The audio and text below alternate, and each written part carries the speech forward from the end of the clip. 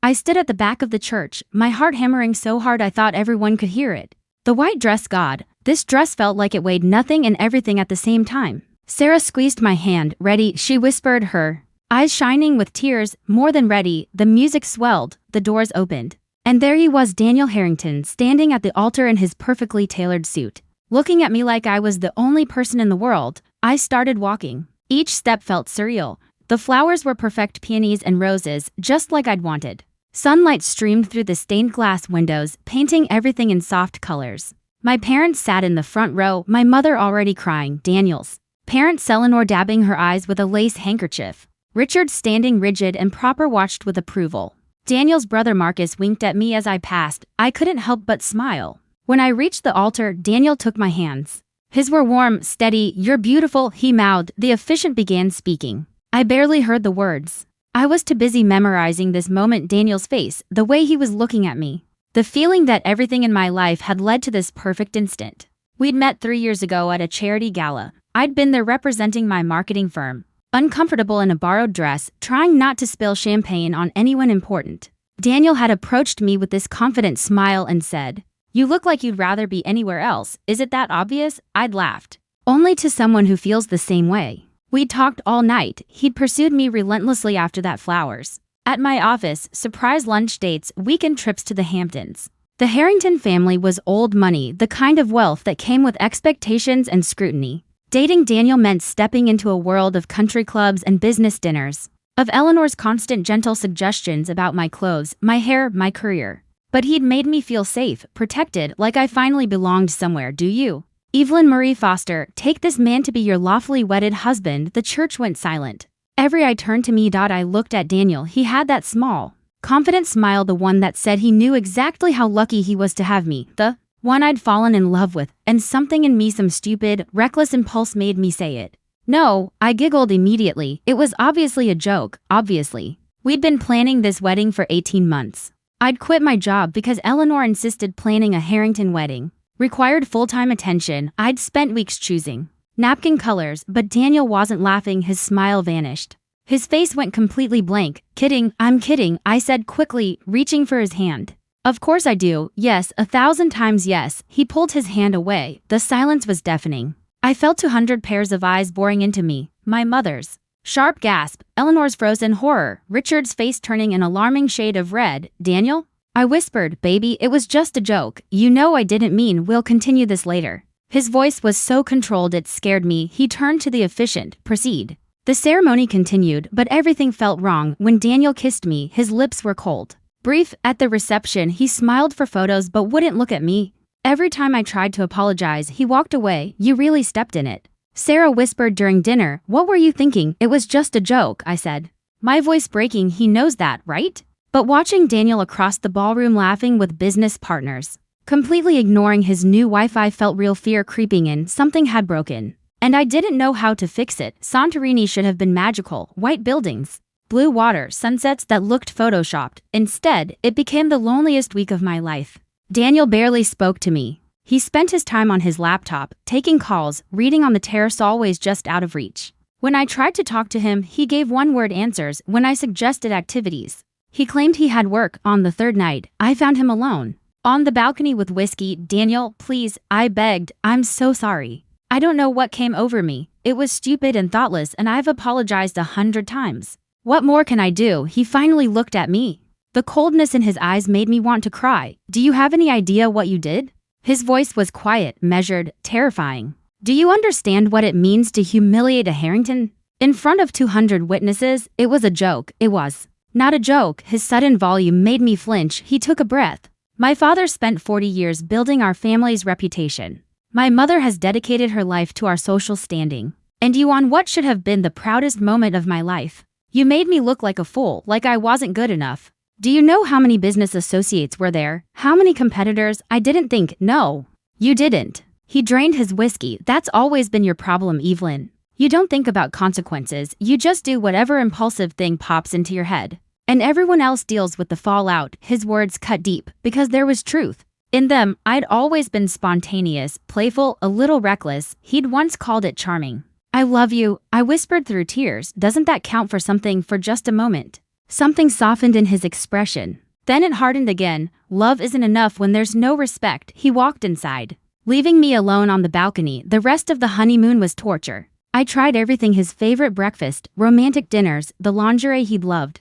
Nothing worked. He remained polite but distant, like I was a stranger he was obligated to tolerate. On our last night, I saw a text on his phone while he was in the shower. Marcus asking how he was holding up. Daniel's response, "I'll be fine. Just need to figure out what to do about this mistake." This mistake, he meant me, our marriage. I put the phone down with shaking hands. I'd spent the entire week trying to fix what I'd broken, but Daniel had already decided I wasn't his beloved wife.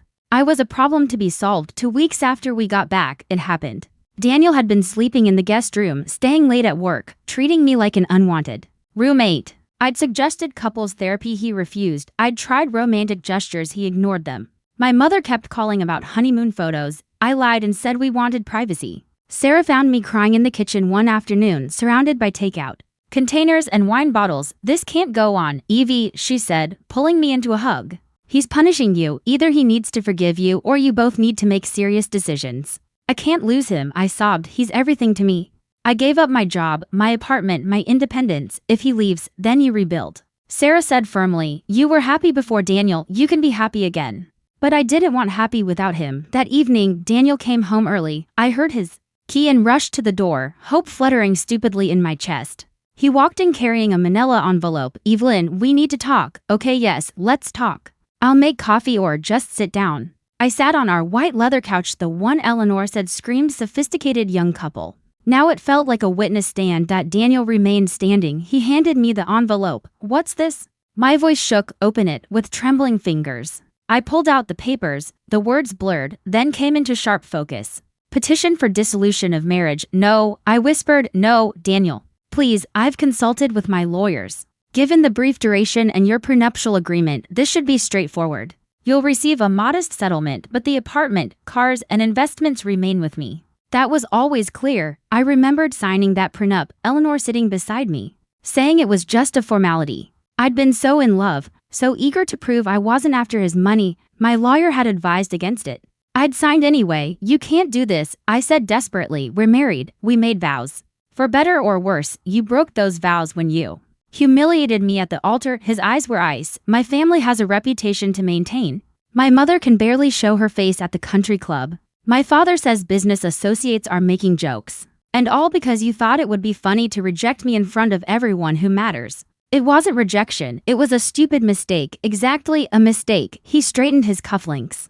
"I've realized we're not compatible. You're impulsive, careless, and frankly, embarrassing. You don't understand my world, the responsibilities I carry. I need a partner who elevates me, not one who makes me a laughingstock." Each word was a physical blow. I stood up, papers falling. "I love you," I said, voice breaking. "Please don't do this. I'll change. I'll be whatever you need me to be." For just a second, something flickered across his face. Then it was gone. "Sign the papers, Evelyn. Make this easy on both of us." He walked to the bedroom and closed the door. I didn't sign. Not immediately. I called everyone, my parents, friends, anyone who might help.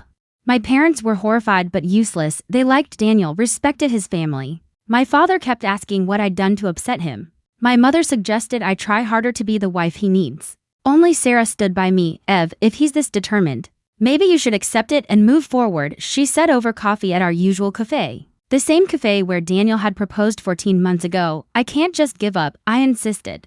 "Deep down, he still loves me." "Does he though?" Sarah asked gently. "Or do you just want him to?" Meanwhile, Daniel turned our home into a war zone of silence. He communicated through his lawyer. When I approached him, he'd leave. When I sent emotional texts, he responded with single words or nothing. The worst part was watching our social circle dissolve. Eleanor stopped answering calls. Richard sent a formal message through his assistant. I was no longer welcome at family functions. Marcus sided with his brother. The couples we'd socialized with suddenly became unavailable. I'd let my friendships fade when I started dating Daniel. I'd quit my job. I'd given up my apartment.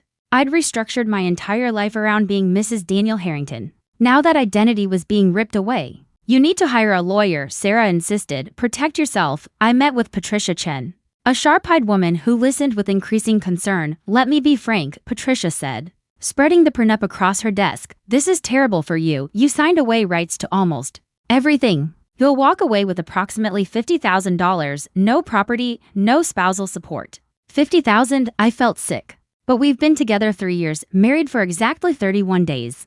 Patricia interrupted, who represented you when you signed. I had a lawyer. But Eleanor said it was standard. Patricia's expression said everything. I'd been a fool. Your only leverage is refusing to sign and forcing this to trial. But the Harrington legal team will bury you. My advice? Sign, take the settlement, start rebuilding. That night, I found Daniel in his study. I spoke to a lawyer today. I said quietly, good, then you understand the situation. I understand that you've systematically destroyed everything we had over a mistake. I've apologized for 1,000 times. My voice shook with anger and grief. The man I married has turned into someone cruel and vindictive. Something flashed in his eyes. Pain, guilt, sign the papers, Evelyn. So I did, right there. With trembling hands and tears streaming down my face, he watched without expression, took the papers, and walked away. The divorce was finalized 43 days after our wedding. One moment I was Mrs. Daniel Harrington in a penthouse, the next, I was Evelyn Foster in a cramped one-bedroom in a neighborhood I'd never visited.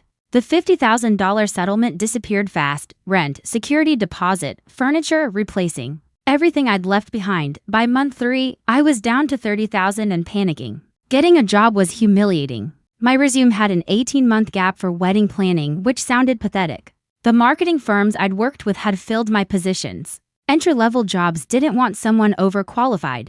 Anywhere connected to Daniel's network, half of corporate New York wouldn't touch me. Through Sarah, I learned the Harringtons had spread a narrative. I wasn't the wronged wife. I was the gold digger who'd made a scene at the wedding, who'd forced poor Daniel into a regrettable marriage. Eleanor told everyone I'd been unstable and attention-seeking. My own family believed some of it. My mother made comments about how I'd thrown away a good thing. My father stopped calling. Embarrassed, only Sarah remained constant. You're going to get through this, she kept saying. Forcing me to shower, eat, leave the apartment. Daniel doesn't get to define your worth. But it felt like he already had. I finally got a job at a digital marketing startup, entry-level work for half my old salary. My boss was 24 and overly familiar. My co-workers were fresh out of college. I was the divorced 29-year-old who didn't fit anywhere. 3 months after the divorce, I saw Daniel at a restaurant with Sarah. He walked in with a woman, tall, elegant, sophisticated. Everything I'd never quite managed to be. I watched him pull out her chair, leaning close.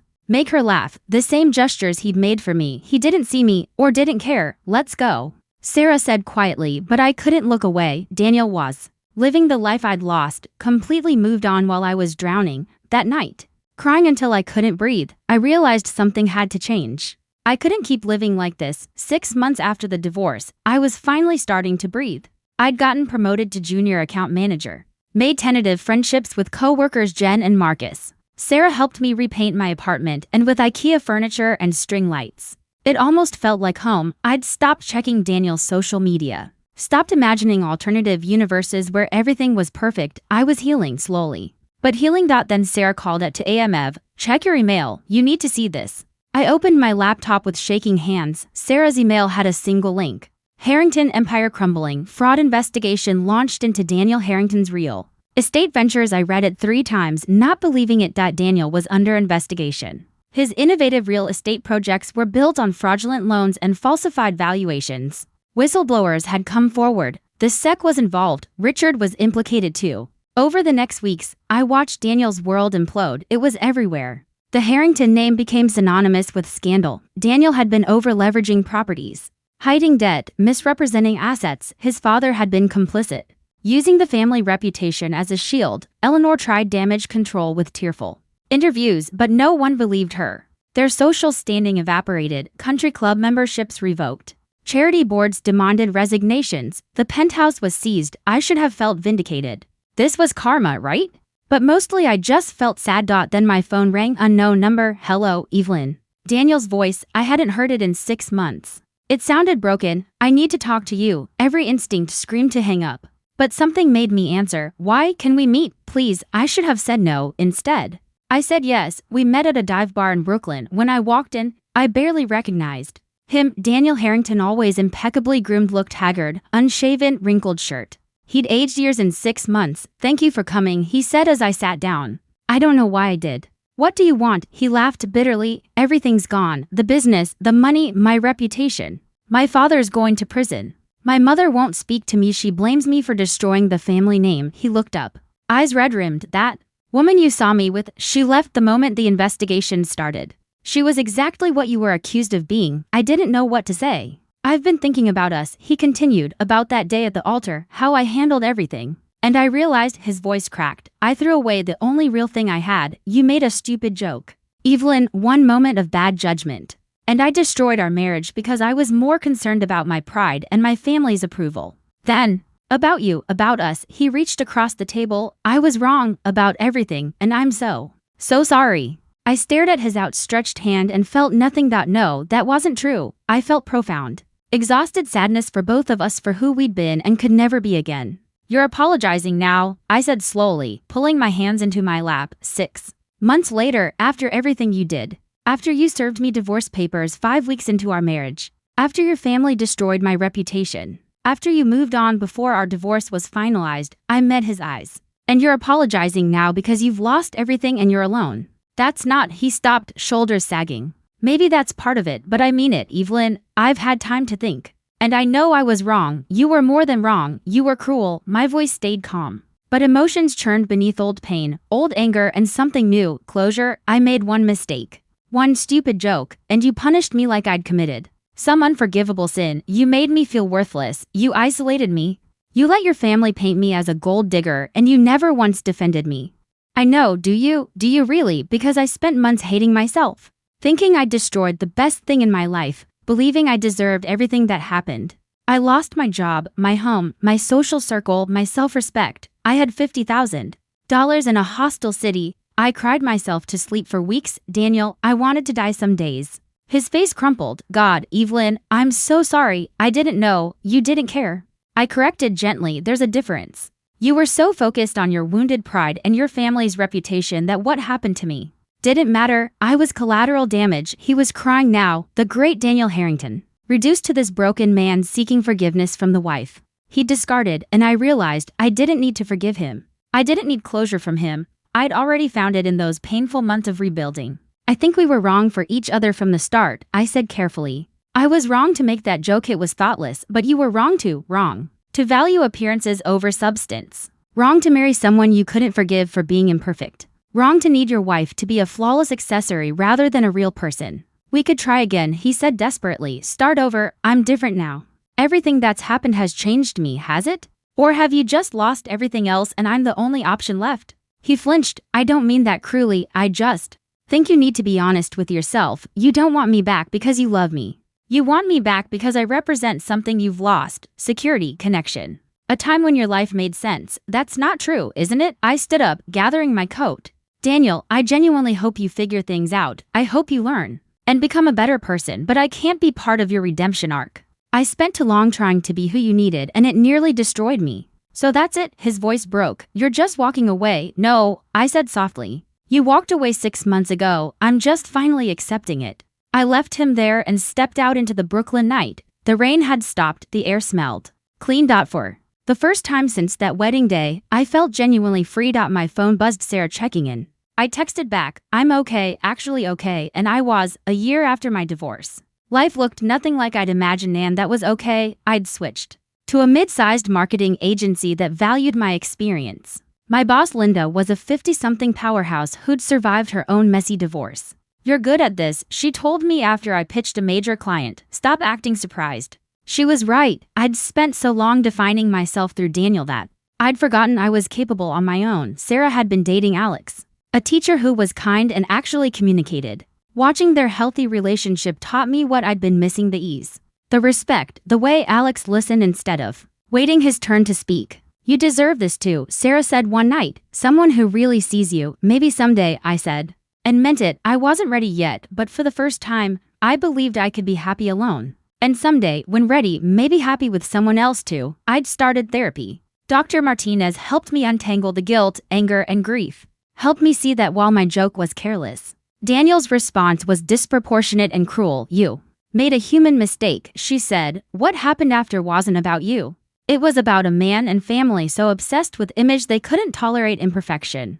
That's not your burden. Slowly, painfully, I put it down. I reconnected with old friends from before my Daniel years. They welcomed me back without judgment, and I remembered what real friendship felt like. My relationship with my parents remained strained, but we were talking. My mother called weekly now, asking about my life. It was something I stopped following. Harrington news: Daniel got 3 years for fraud, Richard got 8, Eleanor moved to Connecticut. Marcus cut ties with the family, moved to California, started over. I felt sorry for them in a distant way, but their story wasn't mine anymore. One evening, cleaning my closet, I found the wedding album. I sat on my floor and looked through it page after page of a day that started perfectly and ended disastrously. There I was in my white dress, glowing. There was Daniel, confident and proud. There were all our guests who'd watched us implode. I looked at the photo of us at the altar, frozen right before everything fell apart. Then I closed the album, put it back in the box and tucked it away, not hidden, not destroyed, just part of my history. A chapter that had closed because I was writing new chapters now.